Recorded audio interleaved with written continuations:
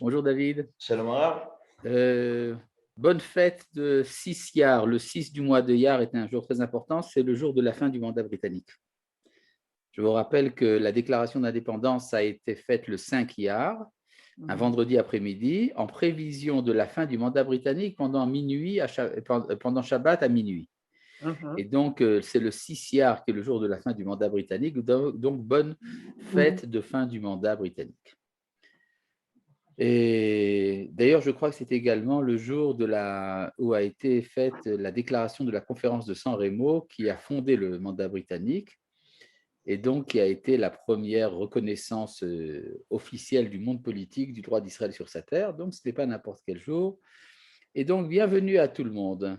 Bon, puisque j'ai fait une belle introduction, nous allons passer maintenant à notre texte. Comme vous le savez, nous étudions en permanence le Orot HaTeshuvah du Rav Kook. Et après une interruption assez remarquable, pourrait-on dire, nous en sommes arrivés au chapitre Yud Aleph, au paragraphe Dalet. Et ben voilà. On peut voir ici donc le soutien technique apporté par David Altar est de très bonne qualité. Nous en sommes donc au chapitre Yud Aleph, au paragraphe Dalet. Alors là, le Rav Kook va nous parler de la Teshuvah en termes quasi kabbalistique en vérité. Il n'emploie pas le vocabulaire kabbalistique, mais les idées qu'il présente sont issues directement des enseignements du Hari. Et de quoi s'agit-il? Bon, la Teshuvah, comme vous le savez, est un mouvement qui a pour origine, disons, obvi, quand on parle de la raison pour laquelle quelqu'un fait Teshuvah, il fait Teshuvah à cause de ses péchés. Mais en vérité, on a compris, et je pense que le Rav Kook a mis ça assez en évidence, que la Teshuvah est un mouvement cosmique qui implique tout être, l'ensemble du cosmos, et même l'homme, et même le pécheur. Mais c'est-à-dire que la Teshuvah n'est pas un mouvement qui commence par la conscience du péché, même si au niveau conscient, ça peut être ainsi. La Teshuvah est une sorte de mouvance générale de tous les êtres qui reviennent à leur origine. Et ce mouvement commence bien avant l'apparition du monde matériel et bien avant l'apparition de l'homme. Et en fait, bon, c'est ça dont le Rav Kook va nous parler ici, au paragraphe Dalet. Ma'alar kol hayesh, je lis ici le texte, Ma'alar kol hayesh banouy al yesod hateshuvah. Le cheminement de tout être est construit sur le fondement de la Teshuvah. Alors, pour faire Teshuvah, ça veut dire ça suppose quand même une chute. La chute n'est pas forcément un péché, mais ça suppose un éloignement. Parce que la chouve, revenir, signifie qu'on s'est éloigné. Alors, qu'est-ce qui s'est éloigné de quoi? Eh bien, le Rav Kook lui dit, le monde s'est éloigné de son créateur, du fait même d'avoir été créé. C'est-à-dire que le mouvement de création, qui a son origine dans l'infini, va former un être fini, le monde, et cet être fini, le monde, veut revenir à sa source infinie. Bon, c'est une idée qu'on trouve chez certains présocratiques, entre autres, mais enfin, peu importe. Ha'avayot mitgalot betor yerida me Elohiyut le olamiyut. Les havayot. Havayot, ça veut dire quoi? Ça veut dire les sources de vie. C'est-à-dire, en fait, il entend par ici les séphirotes de la Kabbale, qui ont toutes le nom de Yud Ke Vav Ke, le nom de Dieu, qui est porté en elle, donc il s'appelle Havaya. Yud Ke Vav Ke, c'est les lettres de Havaya. Havayot mitgalot betor yerida, mais Elohiyut le olamiyut. Les Havayot se manifestent en tant qu'une chute de la divinité à la cosmoïté. Je ne sais pas très bien comment dire ça, mais enfin, disons, on passe de l'infini au monde. Une petite seconde, s'il vous plaît.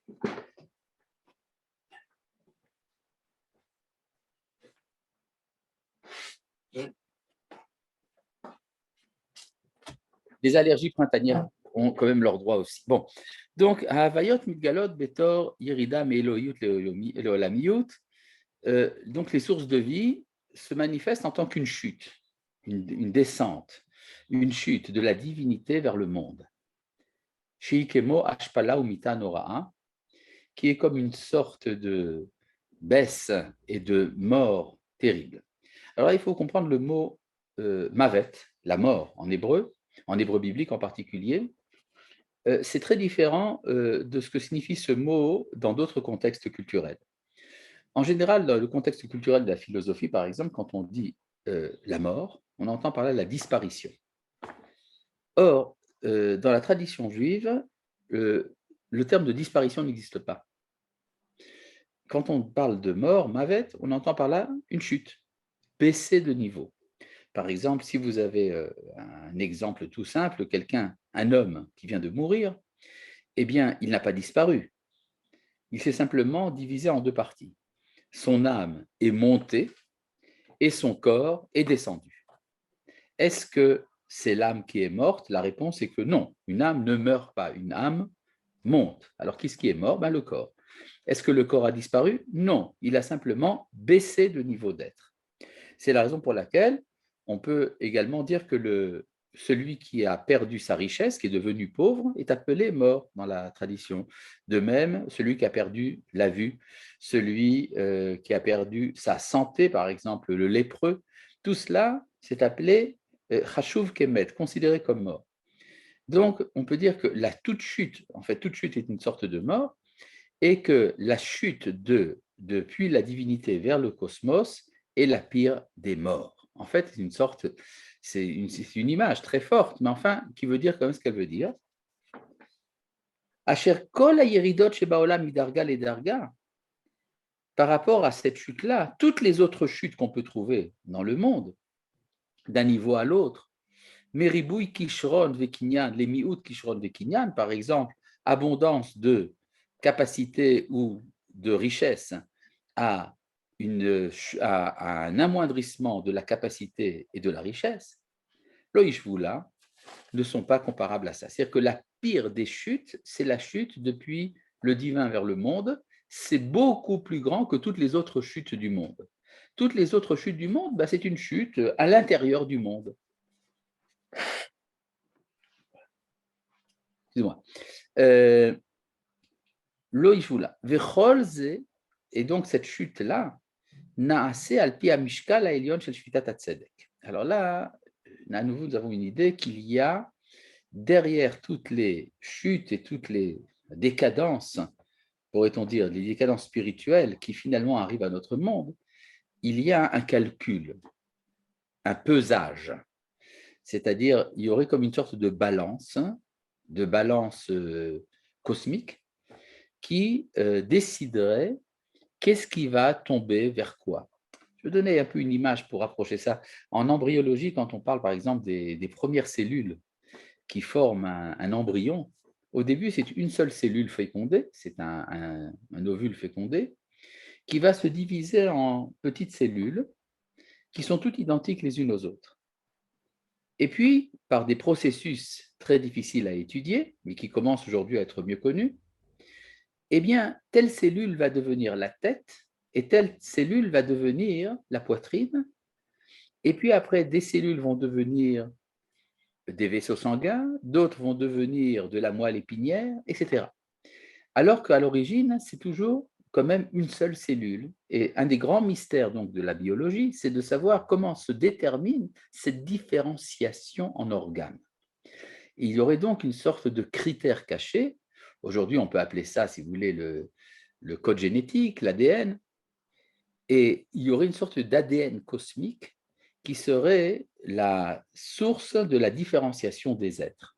C'est ce que dit ici le Rav Kook dans son langage un peu poétique. Tout cela se fait par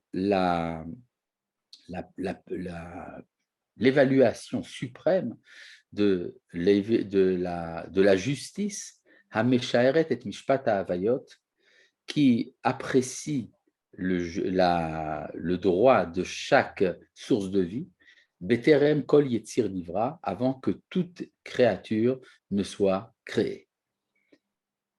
Donc ça veut dire qu'en fait, il y a une sorte de mystère. Le Zohar appelle ça la balance d'en haut qui est accrochée à un point qui n'est pas accessible. Haimatkela Tale Beatar de la Hava. Cette balance est attachée à un point qui n'est pas, et dans lequel on pèse tout ce qui a été, tout ce qui est et tout ce qui sera. C'est une expression tirée du Sifra d'Itznuta. Vous voyez que le Rav Kook s'efforce de traduire ces notions araméennes et mystiques en termes, disons, accessibles à une pensée philosophique. Veyesh bechesed elion shel olam chesed yibaneh. Il y a dans la grâce suprême de l'idée que le monde est créé sur la générosité, Mishum midat agvura ve'adin shel ruach Elohim rachevet al penei hamayim, quelque chose qui tend à la vaillance et à la rigueur de l'esprit de Elohim qui plane au-dessus des eaux. Alors, bon, ça fait à nouveau allusion au deuxième verset de la Torah, c'est-à-dire qu'au début, vous avez le premier verset qui nous dit que Dieu a créé le ciel et la terre. Or, créer le ciel et la terre est un acte de bonté. Mais la manière dont cette bonté va se manifester, c'est à travers le deuxième verset de la Torah qui parle du Tohu Bohu. Et la terre était Tohu et Bohu, obscurité au-dessus de l'abîme, et un souffle de Elohim, Elohim représentant donc la rigueur, planait au-dessus de la face des eaux.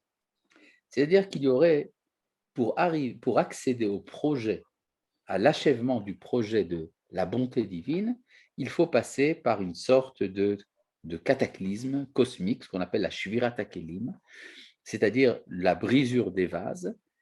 Et donc, notre monde à nous serait non pas un monde fait sur une table rase ou sur une carte blanche, c'est un monde qui vient réparer un éclatement antérieur.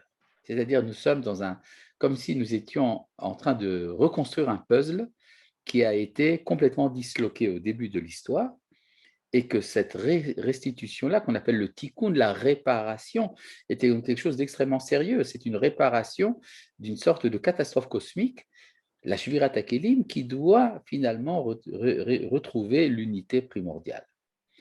C'est-à-dire que si on prend ça, disons, de manière très simple, il y aurait donc un monde parfait, après un monde imparfait, et après un monde qui se perfectionne. C'est-à-dire, si vous voulez, c'est trois moments de l'apparition de l'être. Le monde idéal, le monde tel qu'il est, donc brisé, et après le monde tel qu'il sera, il sera réparé. Donc, je reprends ici les expressions du Rav Kook, Chesed et Gevura. Chesed qui veut dire la grâce, la bonté, et Gevura qui veut dire la rigueur. Il y a donc, se dit le Rav Kook, Veyesh bechesed elion shel chesed olam biyebaneh, dans la bonté de l'expression le monde est basé sur la bonté, il y a un élément de rigueur. Mishum midat agvura ve'adin. Il y a donc une sorte de vaillance et de rigueur chez le roi Elohim, du souffle de Elohim, Hamerachefet al penei hamayim, qui plane sur la face des eaux. Il plane sur la face des eaux pour réparer. C'est comme si il y avait, je sais pas, un oiseau à qui on a pris son nid et qui voit le nid complètement disloqué, les œufs éparpillés et qui essaie maintenant de tout ramener. Omna miridazo. Oui, vas-y, David. Pourquoi on utilise le mot Elohim à ce moment-là et on n'utilise pas le mot Yudkevavke? C'est exactement ce que j'ai expliqué déjà 3 fois, mais je suis prêt à l'expliquer pour la 4e fois. C'est que le mot Elohim représente la rigueur, le Midat Hadin. C'est-à-dire que pour réaliser la bonté, il faut passer par la rigueur. C'est comme dans les règles de la tzedaka. Si vous donnez de la tzedaka, vous êtes généreux, vous avez de l'argent à distribuer, alors le Rambam nous dit qu'il y a 2 manières de faire la tzedaka. La première, c'est de donner gratuitement une somme. C'est la mauvaise manière, parce que ça ne relève pas le pauvre. La deuxième, qui a l'air plus dure, mais qui en vérité est beaucoup plus profondément une tzedaka, c'est de faire un prêt. C'est-à-dire, vous voyez quelqu'un dans le besoin, vous lui dites, voilà, pour te permettre de sortir de ta situation mauvaise, tu vas recevoir un prêt, mais ce prêt est conditionné. Tu dois le rendre après un certain temps. Tu dois également l'investir dans une affaire. Par exemple, tu vas vendre des tomates et avec l'argent que tu vas gagner en vendant des tomates, tu vas rendre le prêt. Alors, on peut dire, oui, il y a plus d'exigence, c'est midat hadin, c'est la rigueur. Oui, mais cette rigueur, c'est ça qui va permettre de réaliser véritablement le chesed. Véritablement, donc, de réaliser la générosité. Et c'est pour ça que nous dit le Rav Kook, dans le Olam Chesed Ibanez se cache la Midat Agvura, qui porte le nom de Elohim, comme je l'ai déjà expliqué, maintenant pour la 5e fois. C'est bien clair, David? Toda, Rav. C'est un plaisir pour moi. Omnam, Yerida Zo, mais en vérité, cette chute, Halo Yesod Aliyah Haeliona Ganuzba, elle cache en elle le fondement de l'ascension suprême. Ça veut dire quoi? C'est-à-dire, si tout était parfait, tout serait fixe et donc figé. Mais s'il y a une chute dont il faut remonter, alors on remonte à l'infini. Donc on arrive plus haut qu'avant.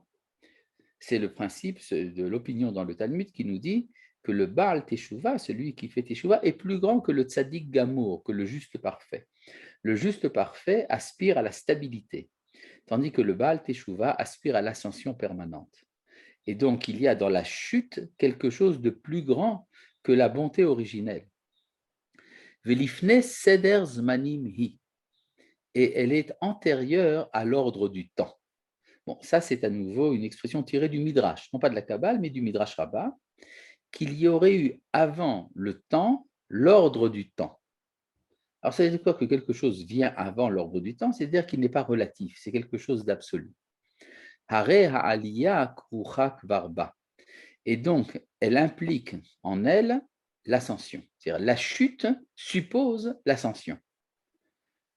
Utehom rabba shel hamishpat ve'arere el shel hatzdaka yarda vishaku.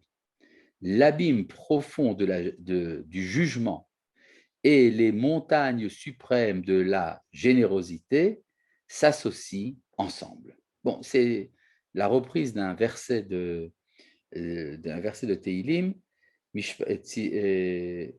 Tzidkatecha ke'arereel, mishpatecha tehom rabba.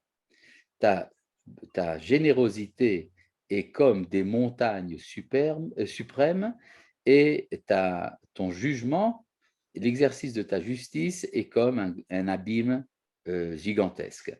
Donc, ce dit le Rav Kook, c'est que ici, le mishpat et la tzedaka, c'est-à-dire la justice et la générosité, s'associent ensemble. Les choses vont en s'éclaircissant. Shavim le'etanam beyeter se'et beruach ha'adam, et arrivent à leur puissance de manière plus élevée dans l'esprit humain. Shateshuva yichelko venachalato, dont la teshuva est son héritage et sa part. La question ici posée par Bernard, c'est est-ce que le tzaddik doit aussi faire teshuva? Oui, mais bien sûr, le tzaddik aussi doit faire teshuva. Il doit faire teshuva de son éloignement. Je dirais même plus que ça. Le tzaddik fait teshuva et même le pécheur, lui aussi, peut faire teshuva.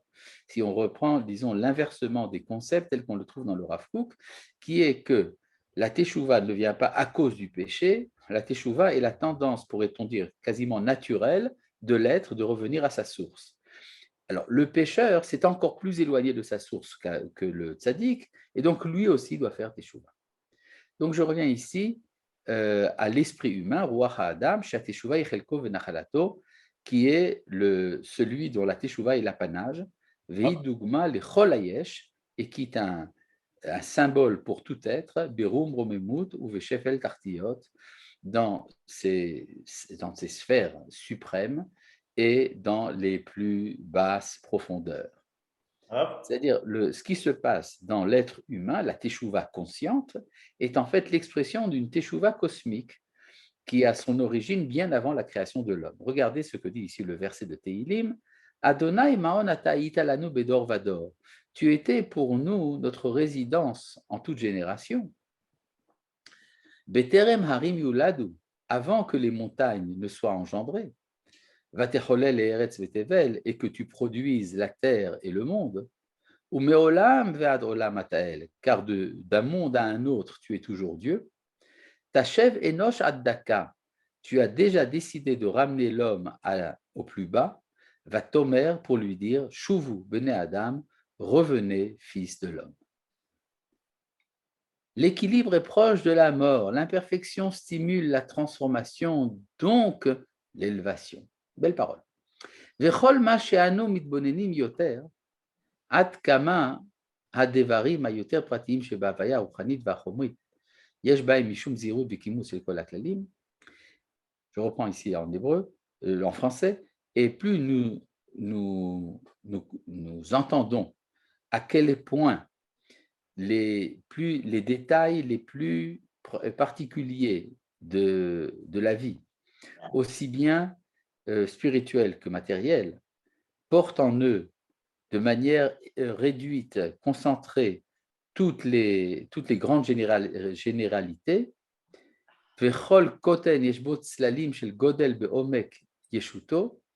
et que dans toute petite chose, on voit l'ombre, la projection de la grandeur dans la profondeur de son être.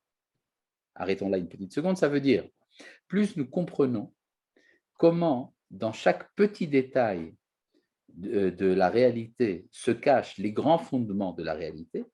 D'ailleurs, c'est ce que font aujourd'hui les physiciens quand ils étudient la matière dans sa partie, dans ses fondements les plus détaillés, les quarks par exemple.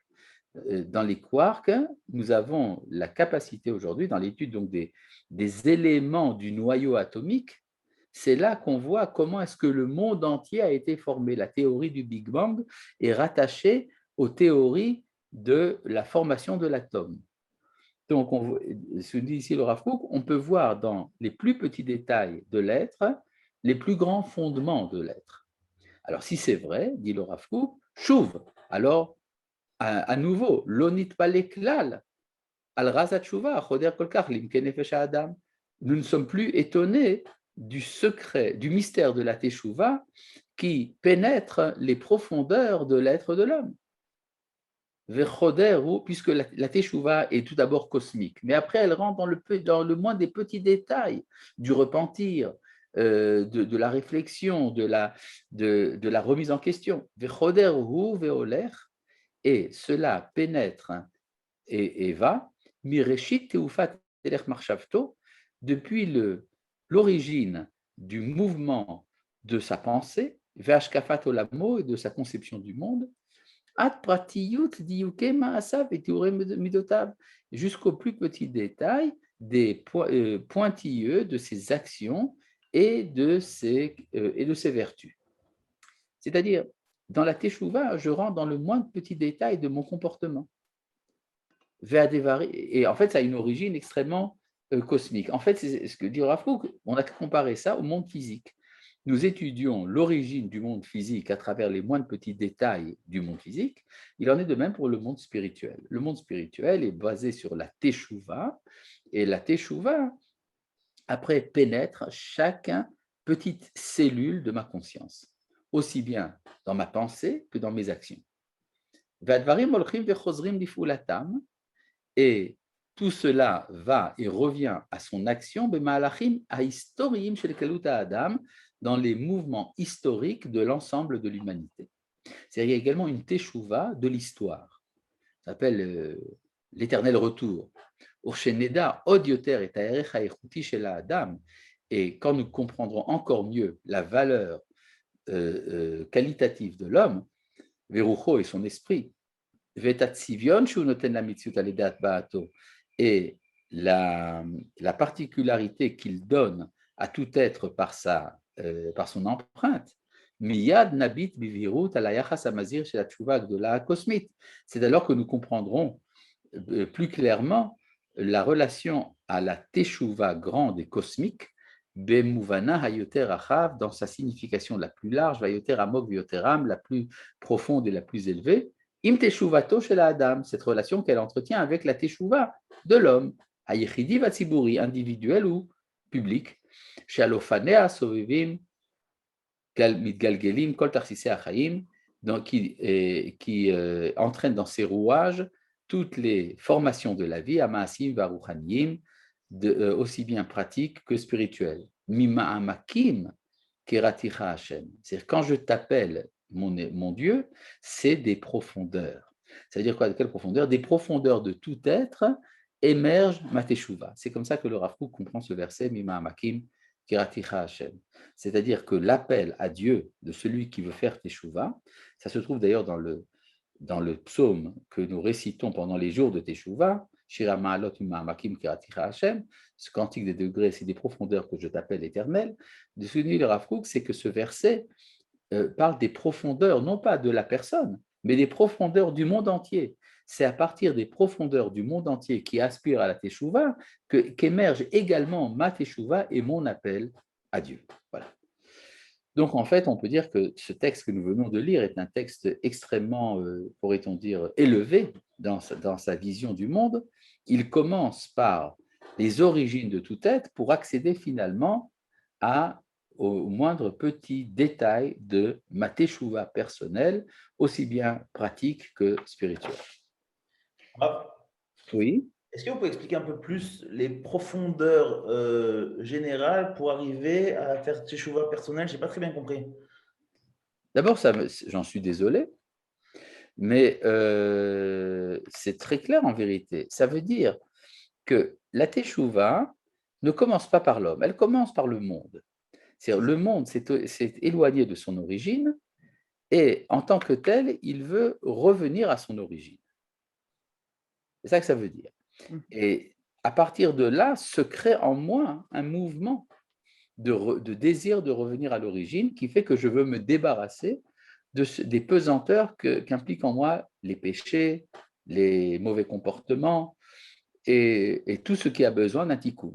Voilà, c'est ça la profondeur. Rav Cherki, Oui, ça veut dire que, en fait, le monde entier, le cosmos, toute création, elle est en ce mouvement permanent de Yerida vers Aliyah.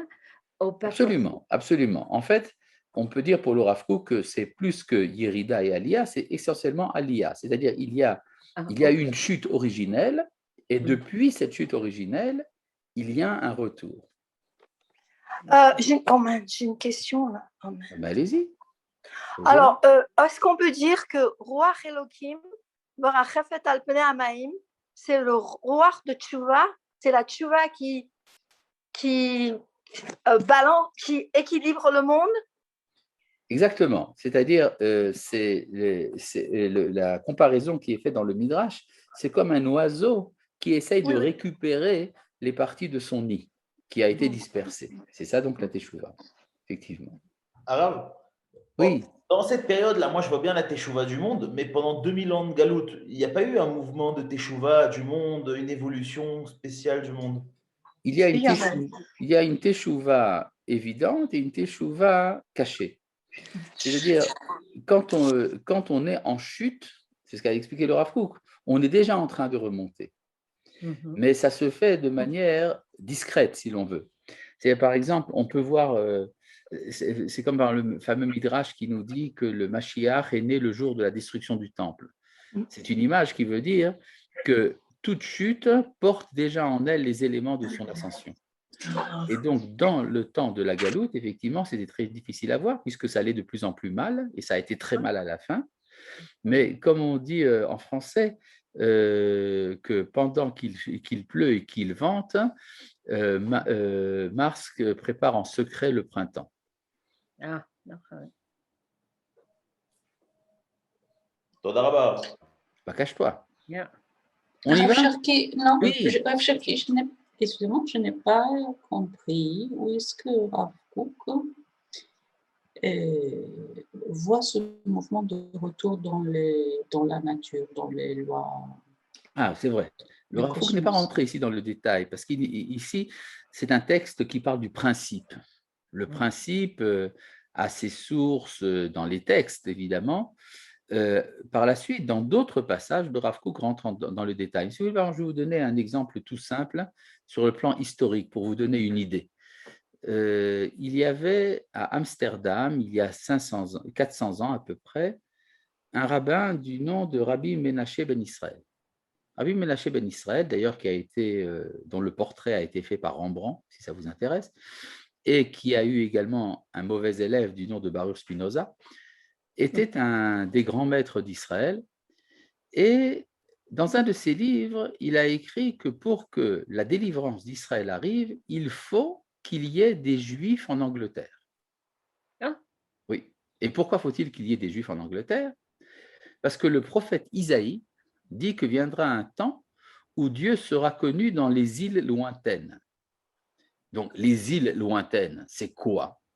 Évidemment, étant donné que Isaïe ne connaissait pas l'Amérique, pour lui, les îles lointaines, c'est l'Angleterre. Conclusion, dit Rabbi Menaché ben Israël, il faut que le nom de Dieu soit connu en Angleterre et alors la Géoula pourra venir. C'est la raison pour laquelle Rabbi Menaché ben Israël est allé à Londres, d'Amsterdam. Il est allé à Londres pour rencontrer le dirigeant de l'Angleterre de l'époque, Oliver Cromwell, qui avait renversé le roi, pour lui demander d'autoriser de fonder une communauté juive à Londres. C'est la première communauté juive à Londres à fonder sa synagogue, la synagogue portugaise de Londres, qui existe encore jusqu'à ce jour et qui est active. Et officiellement, c'était pour faire du commerce, c'était pour des raisons commerciales. Mais en vérité, il y avait un projet mystique de la part de Rabbi Menaché ben Israël. Or, il n'avait aucune idée de comment est-ce que ça allait se produire. Mais ce qui s'est passé plusieurs siècles plus tard, lorsque l'Angleterre était en train de faire la conquête de l'Empire ottoman, c'est alors que l'organisation sioniste mondiale s'est adressée au Parlement britannique pour qu'il y ait une déclaration officielle qui reconnaisse le droit d'Israël à sa terre, ce qui a donné finalement la déclaration Balfour. Mais pour ce faire, il fallait que les Juifs soient d'accord. Or, il y avait à l'époque des Juifs qui étaient assimilés et qui refusaient, qui agissaient pour que la déclaration Balfour ne soit pas donnée, parce que ça remettait en question leur appartenance à la citoyenneté britannique. Mais à la même époque, il y avait à Londres le Rav Kook, qui lui était coincé en Europe à cause de la Première Guerre mondiale et qui avait été appelé par la communauté juive de Londres de son lieu de refuge en Suisse pour devenir rabbin de la communauté.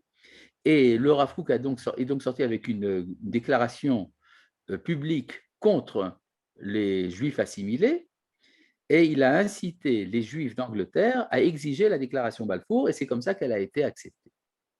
Donc on pourrait dire que tout allait mal. Du temps de Rabbi Menaché ben Israël, il y avait des Juifs à Amsterdam parce qu'ils avaient dû fuir l'Espagne. Le Rav Kook était en Angleterre parce qu'il était coincé à cause de la Première Guerre mondiale et qu'il ne pouvait pas revenir chez lui à Jaffa. Et finalement, tout ça était nécessaire pour préparer le retour d'Israël. Donc on voit qu'il y a un mouvement de Teshuvah qui se cache au sein de la chute. C'est un exemple, comme tant d'autres. Je vais aller un peu plus loin dans l'histoire. Vous savez qu'il y a un midrash très beau sur la vente de Yosef. Le midrash nous dit que quand Joseph était en Égypte, alors Jacob était en train de porter le deuil. Il portait le deuil à cause de la disparition de Yosef. Et Réhouven, son aîné, portait le deuil à cause de son aventure avec la concubine de son père, Bilha. Et Yosef était en mauvaise situation parce qu'il était prisonnier en Égypte. Et Yehuda était parti se chercher une femme pour se marier. Donc chacun s'occupait de ses affaires. Et le Midrash demande, mais qu'est-ce que Dieu faisait à ce moment-là? Et le Midrash nous dit, eh bien, il était en train de créer la lumière messianique, Oro Shel Mashiach. C'est-à-dire quoi? Comment ça, il crée la lumière messianique? Eh bien, cette lumière messianique, cette rédemption du monde, se faisait à travers le deuil de Yaakov, de Réhouven, de Yosef et les préoccupations de Yehuda. Chacun de son côté s'occupait de ses problèmes, et ces préoccupations de ces problèmes étaient en train de créer un mouvement historique. Ça, c'est à nouveau un exemple de comment est-ce qu'à travers les chutes se prépare l'ascension. Ce sont deux exemples que j'ai amenés. D'accord. Est-ce que c'est le sens du verset qui dit que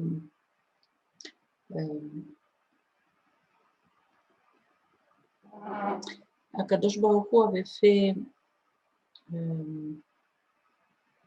donc il a créé la terre, le ciel et la terre, et tout ce qui était sur la terre, mais l'herbe n'avait pas encore poussé et les arbres n'avaient pas encore donné leurs fruits parce que l'homme n'avait pas commencé à travailler la terre? C'est une belle idée. Cette idée, effectivement, on la trouve dans Rashi, on la trouve dans le Midrash. On peut dire que l'équation de la Teshuvah, la chute et l'ascension a plusieurs versions. C'est-à-dire il y a plusieurs couches du même processus. D'accord? Donc ça, c'est une des couches de ce processus dont vous avez parlé. J'ai une proposition à notre noble assistance. Nous allons continuer le texte. Voilà. Nous allons passer donc au paragraphe He. Là, c'est plus simple. À Teshuvah, quoi qu'il y a encore, David, tu n'es pas très satisfait. Bon. À Teshuvah Mora, chez Yesod Amaasim Kulam wa Tamsit Aruchanit Shebahem.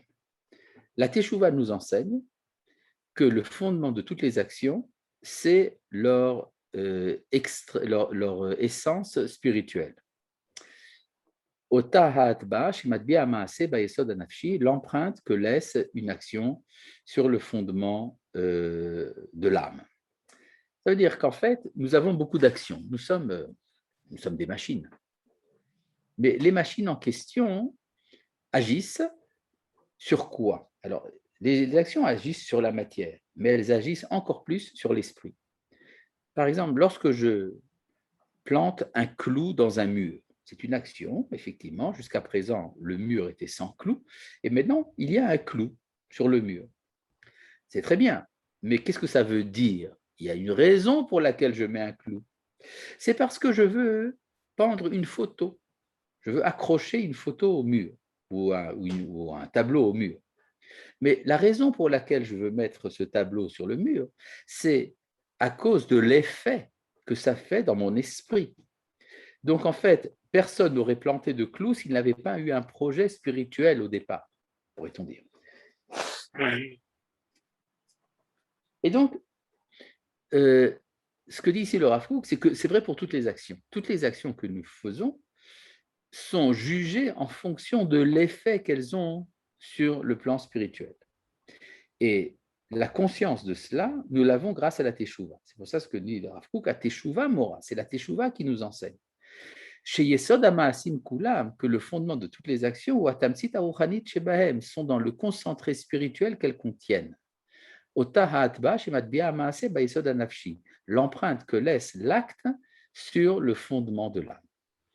Vecha Asher, Behemet, alors en vérité, Torne Amaasim Enam Rak Musagim Simliim Bilvad, les actions ne sont pas que des symboles, qui Memarugim Bayesod Haolam Amaasi, ils sont tissés dans le fondement du monde réel. Inenu Kouim Lomar, donc nous pouvons en conclure, Shaolam Amashi Kemoshehu, que le monde sensible tel qu'il est, ou Omnam Olam Mechulak, est en vérité un monde divisé, chez Kol Sdaraf Matimim Zelazé, qui est organisé de telle sorte que tout est en accord avec tout, Aval Shorsho Ayesod Amarshafti, mais qui a son origine dans un fondement de pensée, Hakolel ou Makif Oto Venaale Veniskav Mimenu, qui l'inclut et qui l'englobe de manière plus élevée que lui-même, virgule. Nous allons arrêter là pour l'instant. Ça veut dire quoi? Ce que dit ici le Rav Kook, c'est que les actions ne sont pas que des symboles. Il y a une pensée qui dit que tout dans l'homme est symbolique. Ça se retrouve aussi bien dans le symbolisme des anciens penseurs tels que Philon d'Alexandrie, mais ça se retrouve également dans la psychanalyse. Dans la psychanalyse, donc c'est déjà relativement contemporain, il y a cette idée que toute action que l'on fait est en fait porteuse d'un symbole.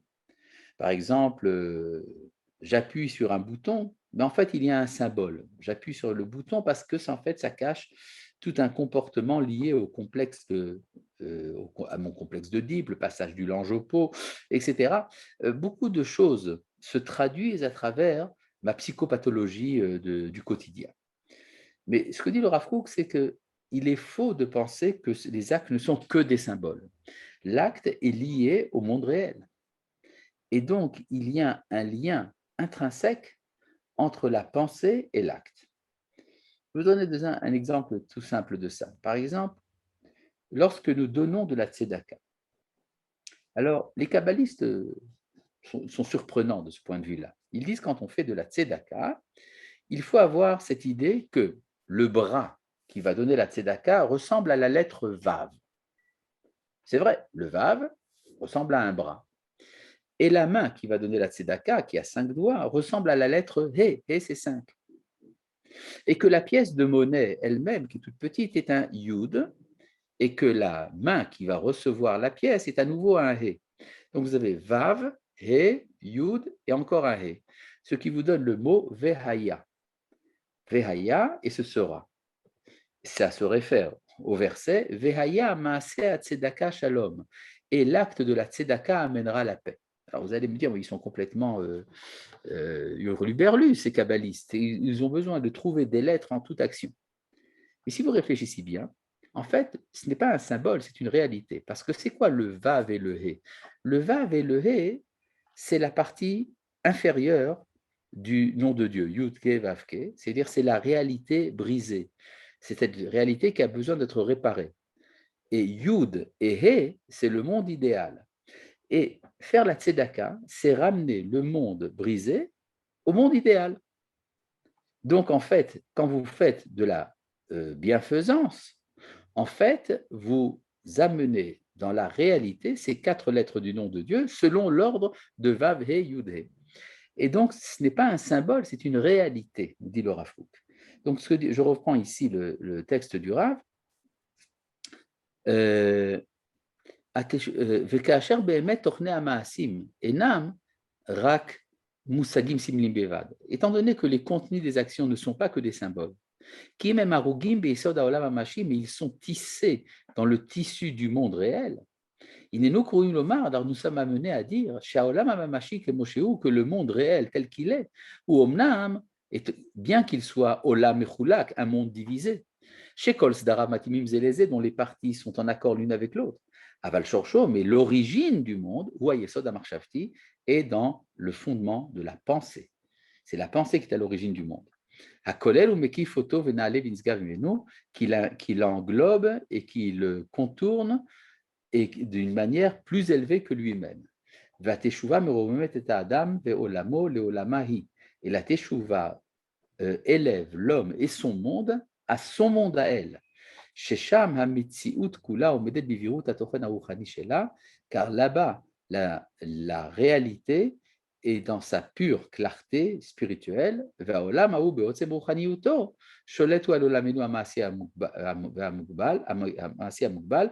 le monde, dans sa puissance de spiritualité, dirige notre monde pratique et limité. C'est-à-dire qu'en fait, l'origine se trouve dans la pensée. Et c'est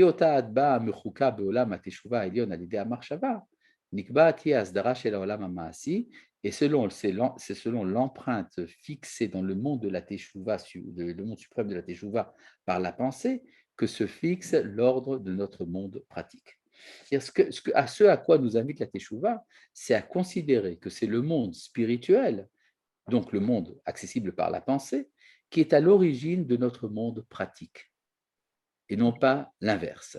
C'est-à-dire c'est une sorte de renversement de l'image du monde, une sorte de révolution copernicienne que nous faisons. Au lieu de voir le centre de gravité de notre monde dans le matériel, nous sommes invités à voir le centre de gravité de notre monde dans le spirituel, et dont le monde matériel ne serait que la projection, ne serait que l'image. Est-ce que cette idée est liée à ce qu'on appelle les réchimos? Est-ce que c'est lié au Réchimou? Non. Le Réchimou, c'est tout à fait autre chose, mais ça nous amènerait trop loin pour l'instant. Okay. Voilà. Merci de votre attention pour aujourd'hui. Merci à David Altar et à tout le monde. À bientôt. Merci beaucoup.